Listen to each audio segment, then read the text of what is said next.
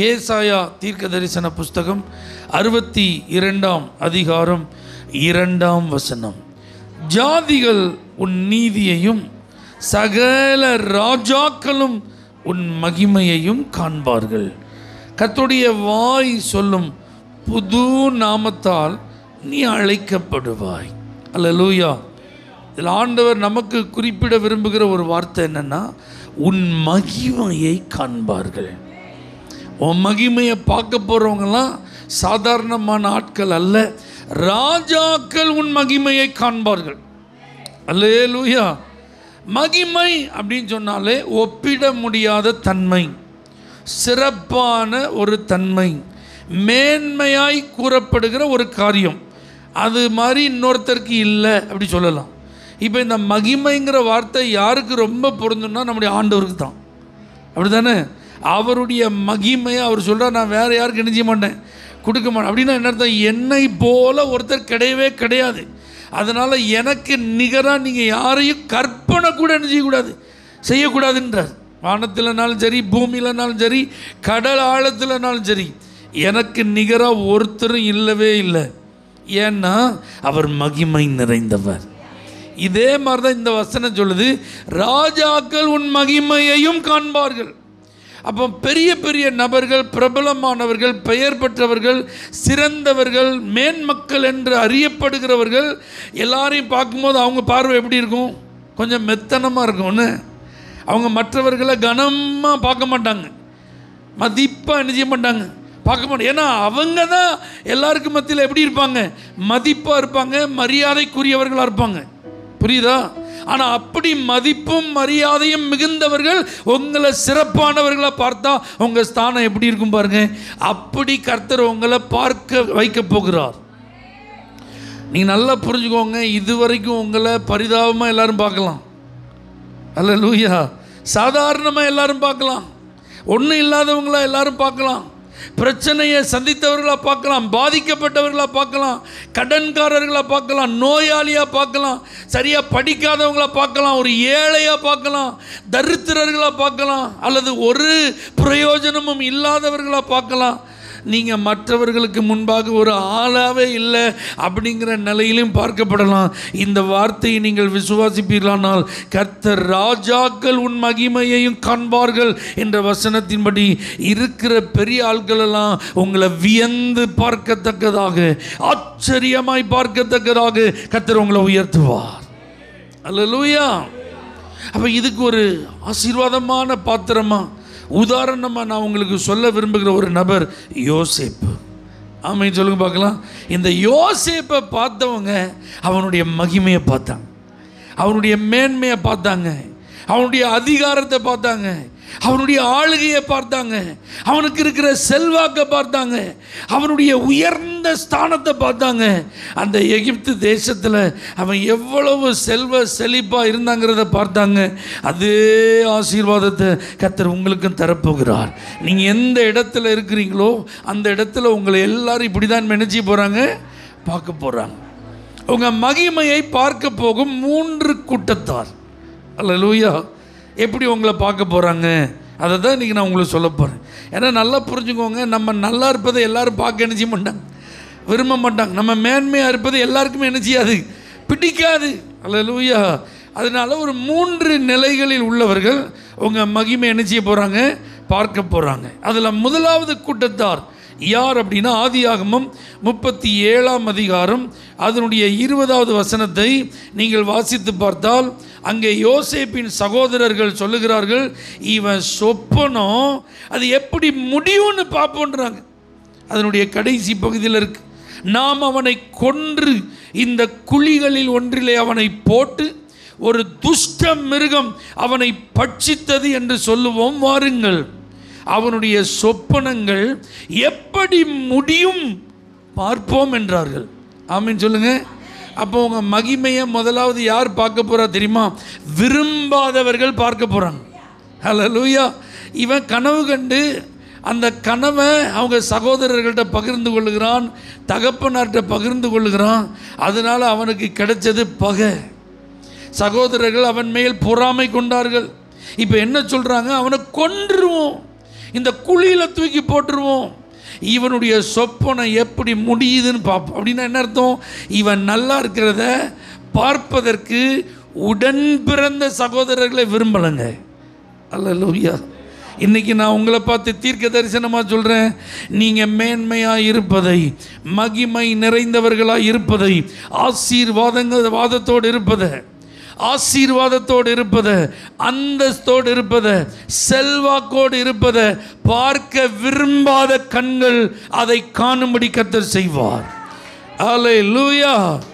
எவ்வளவு பொறாமையில் அவங்க நிறைஞ்சிருந்தாலும் பரவாயில்ல, எவ்வளவு எரிச்சலோடு அவங்க இருந்தாலும் பரவாயில்ல, உங்களுடைய அந்த நன்மதிப்பிற்கு எதிராக செயல்படுகிறவர்களாக இருந்தாலும் பரவாயில்ல, அந்த உயர்வை தடுப்பதற்கு தங்களால் முடிந்த அளவுக்கு முயற்சி செய்கிறவர்களாக இருந்தாலும் பரவாயில்ல, அத்தனை விரும்பாத நபர்களுக்கு முன்பாக ஆண்டவர் உங்களை மகிமைப்படுத்துவார். அல்லேலூயா. இப்படி ஒரு கூட்டம் கண்டிப்பாக உலகத்தில் என்ன செய்யுது?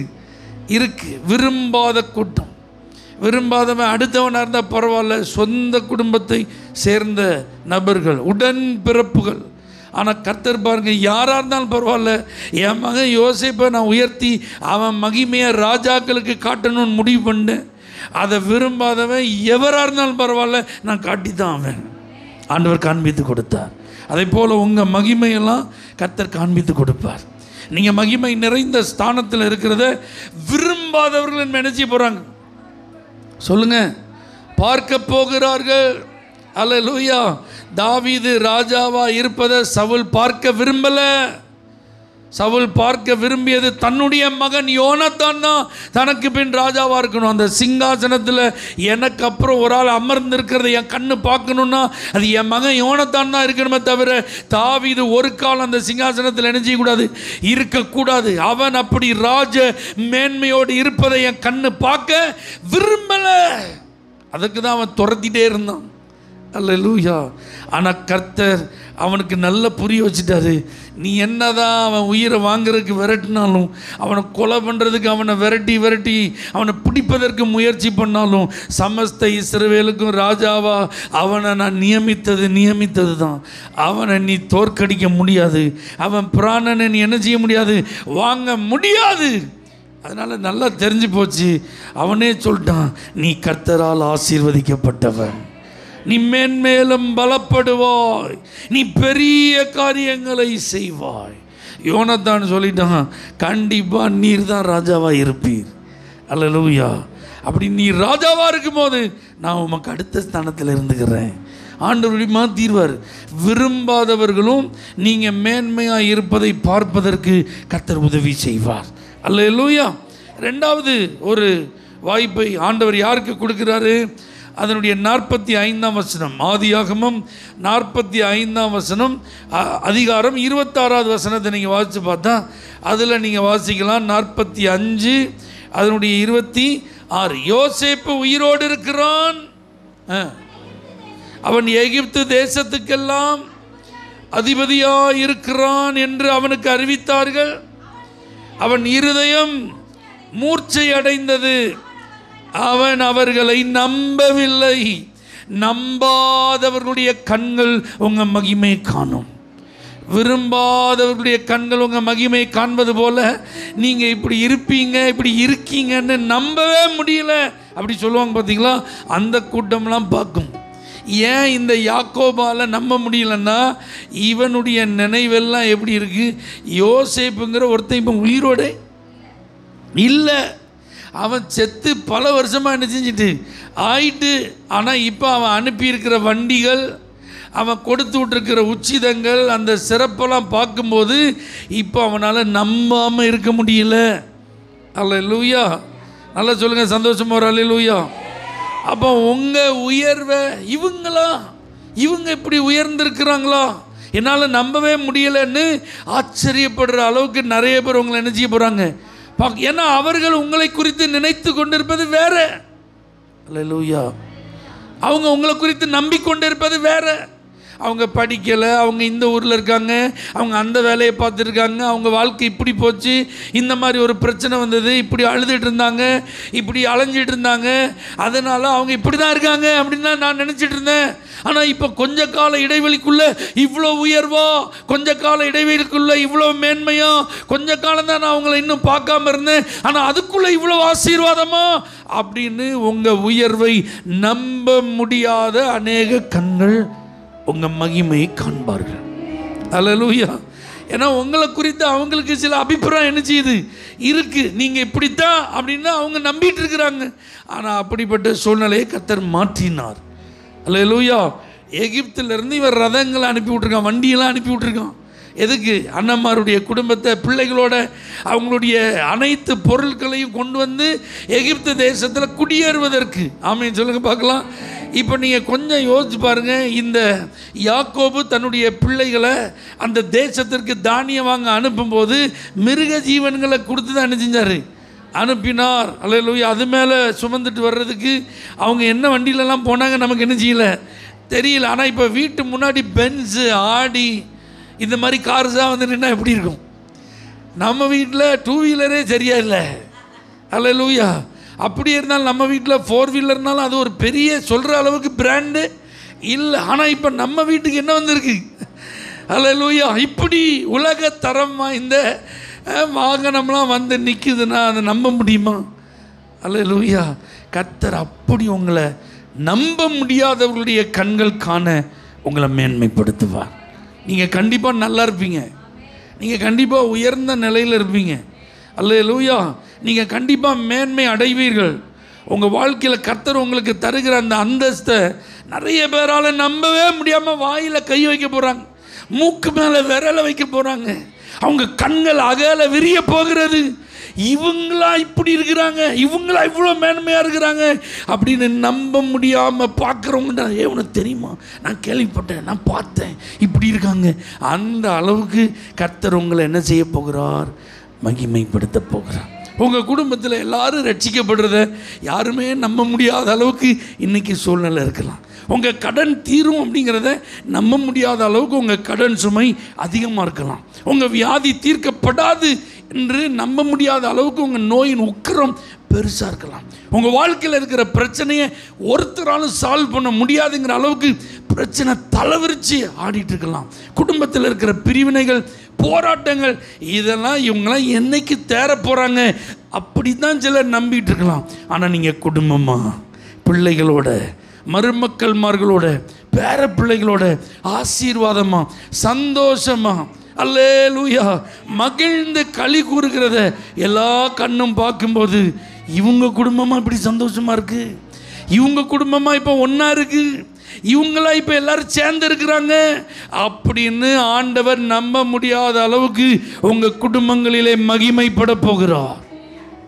இவங்க இந்த வேலையை தானே பார்த்துட்டு இருந்தாங்க, இவங்க வருமானம் இவ்வளோ தானே, இப்போ எப்படி இவங்க இவ்வளவு மேன்மை அடைந்தார்கள் என்று நம்ப முடியாத அளவுக்கு உங்கள் வேலைகளிலே உயர்வுகளை தருவார், வருமானங்களிலே ஆசீர்வாதங்களை தருவார், செல்வங்களிலே வளர்ச்சியை தருவார்.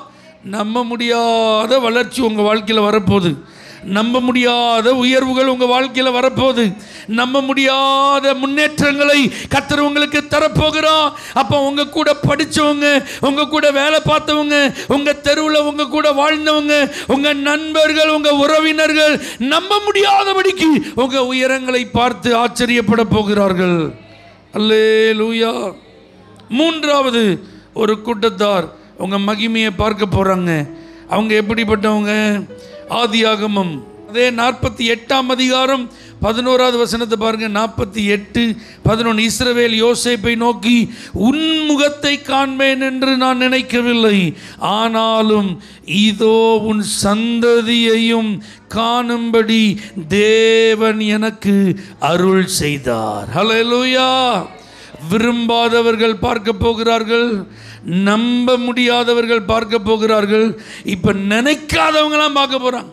இப்படிலாம் நீங்கள் இருப்பீங்கன்னு கொஞ்சம் கூட என் மனசில் நினைப்பே இல்லை அப்படி சொல்லியிருப்பாங்க பார்த்தீங்களா, அவங்கெல்லாம் பார்க்க போகிறாங்க. ஏன்னா இந்த யோசேப்பை குறித்து இந்த தகப்பனுடைய நினைவு, என்னுடைய அன்புக்குரிய மகன் மரித்து போனான், இளம் வயதிலேயே நான் அவனை இழந்து விட்டேன்.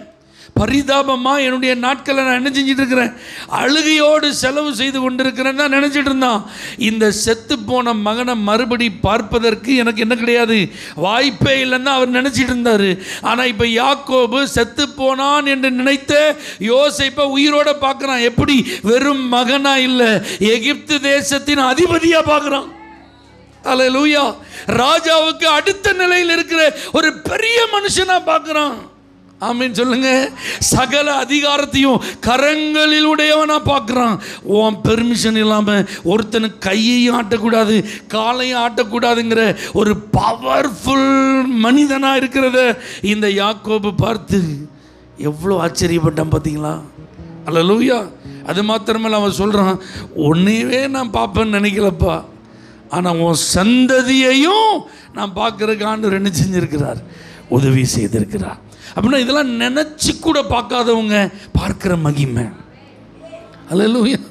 ஆண்டவர் இப்படிப்பட்ட ஆசீர்வாதங்கள் உங்களுக்கு தருவார். ஆமீன் சொல்லுங்கள் பார்க்கலாம். நீங்கள் நினச்சே பார்க்கல அப்படின்னு நீங்களே நினச்சிட்டு இருக்கலாம். நான் இப்படி உயர்வு அடைவேனா, குழியில் கிடந்தேனே, அழுது புலம்புனேனே, அடிமையாக விற்கப்பட்டேனே, வீண் பழி சுமத்தப்பட்டேனே, சிறைச்சாலையில் அடைக்கப்பட்டேனே, நான் இப்படி உயர்வுக்கு வருவேனான்னு உங்கள் கண்ணே உங்களை பார்க்குறதுக்கு எப்படி இருக்கும், ஆச்சரியமாக இருக்கும். உங்களை நீங்கள் நினச்சி பார்த்தாலே அது நம்ப முடியாததாக இருக்கும். ஆனால் இப்போ கர்த்தர் சொல்கிறார், அது மாத்திரம் அல்ல என் மகனே, என் மகளே, நீ இப்படி இருப்பேன்னு நினச்சி பார்க்காத அநேகரை நான் பார்க்க வைக்க போகிறேன் உன் மகிமையை. அல்லேலூயா. சிலர்லாம் பாருங்கள், இந்த சின்ன வயசில் ஒரு மாதிரி நோஞ்சா மாதிரி இருந்திருப்பாங்க, ரொம்ப இன்னசென்ட்டாக இருந்திருப்பாங்க, பெரிய அளவில் பிரிஸ்காக இருந்திருக்க மாட்டாங்க. மற்றவர்களோடு ஒப்பிட்டு பார்த்தா அவங்கள ஒன்றும் பெருசாக சொல்கிறதுக்கு என்ன செஞ்சுருக்காது, ஒன்றுமே இருந்திருக்கு. ஆனால் திடீர்னு பார்த்தா கவர்மெண்ட்டில் வேலை கிடச்சிட்டு அவர் பரீட்சை எழுதி என்ன செஞ்சிட்டாரு, பாஸ் ஆகி இப்போ என்ன செஞ்சுருக்கார், குரூப் 4 தேர்வாகி ஆஃபீஸர் ஆகிட்டார் அப்படின்னு கேள்விப்பட்டால் அந்த ஆட்களுக்கு எப்படி நினைப்பு இருக்கும், நொஞ்சானால நான் பார்த்தேன். அல்லேலூயா. ஒன்றும் தெரியாத ஒரு பையனால் பார்த்தேன், ஒரு ட்ரௌசர் போட்டுட்டு அவனை பார்த்தேனே, என் கூட தான் சும்மா என்ன செஞ்சுருப்பான், இந்த குட்டி சவரில் என்ன செஞ்சுருப்பான், உட்காந்துருப்பான், எதுக்கு எடுத்தாலும் அழுவான். அல்லேலூயா. இப்படியெல்லாம் பார்த்த ஒரு ஆளை உயர்ந்த ஒரு அதிகாரியாக பார்க்கும்போது அது நம்ப முடியாததா, அது நினச்சி பார்க்காததா இருக்குது பார்த்தீங்களா? இந்த மாதிரி தான் உங்கள் மேன்மைகளை கர்த்தர் தரப்போகிறார். ரட்சிக்கப்பட்டு சபைக்கு நீங்கள் வரும்போது அதனுடைய ஆரம்ப நாட்களில் உங்களுக்கு முன்னாடி சபையில் இருந்த சிலரோ அல்லது நீங்கள் சபைக்கு போகிறத பார்க்க ஆரம்பித்த சிலரோ நீங்கள் சாதாரணமாக உள்ளே போகிறத என்ன செஞ்சுருக்கலாம், பார்த்து கொண்டு தயங்கி உள்ளே போகிறத நீங்கள் பார்த்துருக்கலாம். அவங்க நீங்கள் தயங்கி போகிறத பார்த்துருக்கலாம், ஒதுங்கி இருக்கிறத பார்த்துருக்கலாம். அல்லேலூயா. சாதாரணமாக இருக்கிறத பார்த்துருக்கலாம். ஆனால் நாட்கள் செல்ல செல்ல, வருடங்கள் கூட கர்த்தர் புழுதியிலிருந்து குப்பையிலிருந்து எடுத்து பிரபுக்களோடு ராஜாக்களோடு உட்கார பண்ணும்போது உங்கள் ஸ்தானம் மாறுகிறது, உங்கள் அந்தஸ்து மாறுகிறது, உங்கள் நடை மாறுகிறது, உங்கள் உடை மாறுகிறது, உங்கள் பெயர் பிரஸ்தாபமாகிறது, உங்கள் ஸ்தானம் உயர்த்தப்படுகிறது.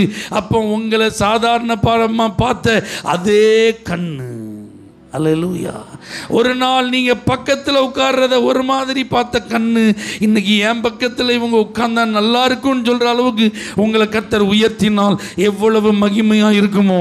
அப்படி நினைக்காதவர்களும், நீங்கள் இப்படி ஒரு உயர்வை அடைவீர்கள் என்று நினைக்காதவர்களும் நினைச்சி பிரமிக்கத்தக்கதாக கர்த்தர் ஒரு மேன்மையை, உங்கள் மகிமையை காணும்படி கர்த்தர் உதவி செய்வார். அல்லேலூயா. இந்த 3 வார்த்தையை நீங்கள் இன்றைக்கி போய் தியானம் பண்ணுங்க.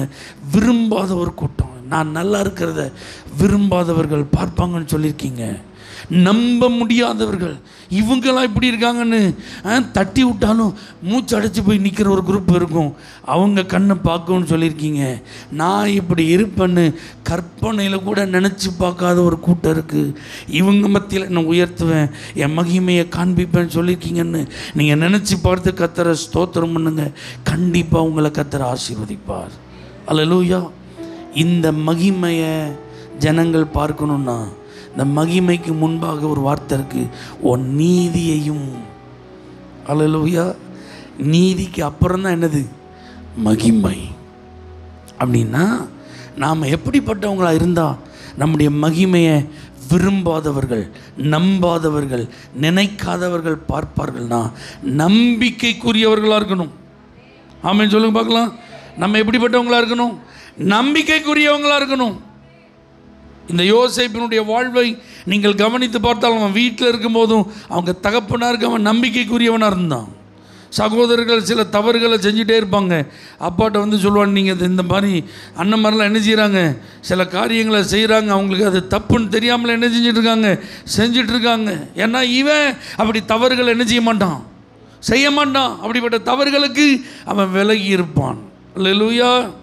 இப்போ பாருங்கள், அவன் போத்திபார் வீட்டில் அடிமையாக விற்கப்பட்டான். ஏதோ கொஞ்சம் பதவி உயர்வு கிடைஞ்சி வீட்டு விசாரணை கர்த்தனாய் மாறினான். அந்த போத்திபாருக்கு நம்பிக்கைக்குரியவனாக இருந்தான். அவன் மேலே வீண் பழி சுமத்தப்பட்டது. எந்த சூழ்நிலைன்னு உங்களுக்கு நல்லா தெரியும். அவன் சொல்கிறான், என் எஜமானன் என்னை நம்பி எல்லாத்தையும் கொடுத்துருக்கிற ஒன்றே தவிர நான் ஒரு நாள் நம்பிக்கை துரோகம் பண்ண மாட்டேன். என்னை நம்பி பொறுப்பு கொடுத்த அந்த மனுஷனுக்கு நான் நம்பிக்கை துரோகம் பண்ண மாட்டேன். அல்லேலூயா. இப்போ பார்வோன் இவனை நம்பி தேசத்தையே கொடுத்துட்டான். ஆமென் சொல்லுங்க. இப்போ இந்த பார்வோனுக்காக தான் இவன் என்ன செய்கிறான், இந்த போஸ்டிங்கில் உட்காந்து வேலை செய்கிறான். நீங்கள் நல்லா கவனித்து பாருங்கள். அந்த இடத்துல அவன் போய் சுற்றி பார்த்து என்னெல்லாம் செய்யணும் பிளான் பண்ணணும், எதையுமே தனக்குன்னு செய்யலை. நிலங்களை பார்வோனுடைய பெயர்களிலே கொண்டான். அங்கேருந்து பணங்களை வாங்கினாலும் சரி, மிருக ஜீவன்களை வாங்கினாலும் சரி, நிலங்களை வாங்கினாலும் சரி, எதையுமே அவன் தனக்கென்று என்ன செய்யவே இல்லை. அவன் எல்லாத்தையும் தன்னை நம்பி பொறுப்பை ஒப்பு கொடுத்த அந்த பார்வோனுடைய பெயரில் அவன் எல்லாத்தையும் சிறப்பாய் செய்தான். ஆமென் சொல்லுங்க. எல்லாவற்றிற்கும் மேலாக அவன் கர்த்தருக்கு முன்பாக நம்பிக்கைக்குரியவனாக இருந்தான். எவ்வளவு உயர்வு வந்தாலும் இவன் தன்னை தாழ்த்துவான். நான் அல்ல, தேவனே பார்வோனுக்கு மங்களகரமான உத்தரவு அருளுவார். போத்திபாரின் மனைவி சொல்லும்போது சொல்கிறார், இந்த இடத்துல நம்ம 2 பேரை தவிர யாருமே இல்லாத உண்மைதான். ஆனால் இந்த யோசேப்பு அதற்கு ரிப்ளை பண்ணும்போது அவன் சொல்கிறான், தேவனுக்கு பயந்து. அப்படின்னா ஆண்டவருக்கு நம்பிக்கைக்குரிய ஒரு பாத்திரமாக இருக்கணும். அவருக்கு நான் ஒரு நாளும் துரோகம் பண்ண விரும்பலை. அல்லேலூயா. இது ரொம்ப முக்கியங்க. நீங்கள் கர்த்தருக்கு நம்பிக்கைக்குரியவங்களாக இருந்து பாருங்கள், மனிதருக்கு முன்பாக நம்பிக்கைக்குரியவங்களாக இருந்து பாருங்கள். கர்த்தர் உங்களுக்கு தருகிற பொறுப்புகளிலே நீங்கள் நம்பிக்கைக்குரியவர்களாக இருந்து பாருங்கள். உங்களுக்கு வருகிற சோதனைகளிலே நீங்கள் நம்பிக்கைக்குரியவர்கள் என்பதை நீங்கள் நிரூபித்து காட்டிட்டு போயிட்டே இருங்க. அதனால் என்ன கிரெடிட் கிடைக்குது, அதனால் என்ன நடக்குது, அது அப்போ நீங்கள் பார்க்க வேண்டிய அவசியம் இல்லை. ஒரு நாள் ராஜாக்கள் உங்கள் மகிமை காண்பார்கள். அல்லேலூயா. அப்போ ஆண்டவர் நம்மிடத்தில் எதிர்பார்ப்பது என்னது? நம்ம என்ன செய்யணும்? நம்பிக்கைக்குரியவர்களாக இருக்கணும், நீதி உள்ளவர்களாக இருக்கணும். அப்படிங்கிற அந்த வார்த்தையை தான் நான் அப்படி சொல்கிறேன். நம்பிக்கைக்குரியவங்களாக இருக்கணும். யாரும் நம்மளை கை நீட்டி என்ன செஞ்சிடக்கூடாது, குறை சொல்லிடக்கூடாது, குற்றப்படுத்திடக்கூடாது. இந்த விஷயத்தில் இவங்க சரியில்லை அப்படி நம்மளை சொல்லிடக்கூடாது. இந்த காரியத்தில் இவங்க வார்த்தையில் சுத்தம் இல்லை அப்படி சொல்லிடக்கூடாது. இவங்களை நம்புறது கொஞ்சம் யோசிச்சு பார்த்துக்கோங்க அப்படி சொல்லிடக்கூடாது. அல்லேலூயா. கண்ணை மூடிட்டு நம்மளை நம்பலாங்கிற ஒரு அக்மார்க் முத்திரை நமக்கு கிடைக்கணும். ஐஎஸ்ஓ முத்திரை என்ன செய்யணும், நமக்கு கிடைக்கணும். நம்பிக்கைக்குரியவர்கள் என்கிற பெயரை நீங்கள் எடுப்பீர்களானால் ஆமென், கண்டிப்பாக உங்கள் மகிமையை விரும்பாதவர்கள் பார்ப்பார்கள், நம்ப முடியாதவர்கள் பார்ப்பார்கள், நினைக்காதவர்களும் பார்ப்பார்கள். இந்த தேவ வசனத்தின்படி ராஜாக்கள் என் மகிமை காண்பார்கள் என்கிற நம்பிக்கை எனக்கு இருக்குன்னு சொல்கிறவங்க நல்லா உங்கள் வலது கரத்தை உயர்த்தி கர்த்தரை ஸ்தோத்திரம் பண்ணுங்க. இதற்கு ஆண்டவர் விரும்பாதவர்களை, நம்பாதவர்களை, நினைக்காதவர்களை பார்க்க செய்யணும்னா நாம் நம்பிக்கைக்குரியவர்களாக இருக்கணும். தேவனுக்கும் நம்பிக்கைக்குரியவர்களாய், மனிதர்களுக்கும் நம்பிக்கைக்குரியவர்களாய், நம்மை நம்பி கொடுத்த பொறுப்புகளிலும் நம்பிக்கைக்குரியவர்களாய் நாம் இருப்போமானால் நிச்சயம் இது சாத்தியம். எத்தனை பேர் உங்களை அர்ப்பணிக்க போறீங்க? ஆண்டவரே, நம்பிக்கைக்குரியவனாக இருக்க, நம்பிக்கைக்குரியவளாக இருக்க என்னை அர்ப்பணிக்கிற தகப்பனே. எங்கள் எல்லாரையும் அர்ப்பணிக்கிறோம். எந்த காரியமாக இருந்தாலும் நம்பிக்கைக்குரியவர்கள் என்று பெயர் எடுக்க எங்களுக்கு கிருபை தாரும். இந்த அர்ப்பணம் செய்த ஒவ்வொருவருடைய மகிமையையும் எல்லாரும் வியந்து பார்க்க உதவி செய்யும். இயேசுவின் நாமத்தில் பிதாவே, ஆமென். For prayer contact, Pastor J. Kumar, El Shaddai Ministries, 9500252586, Surandai.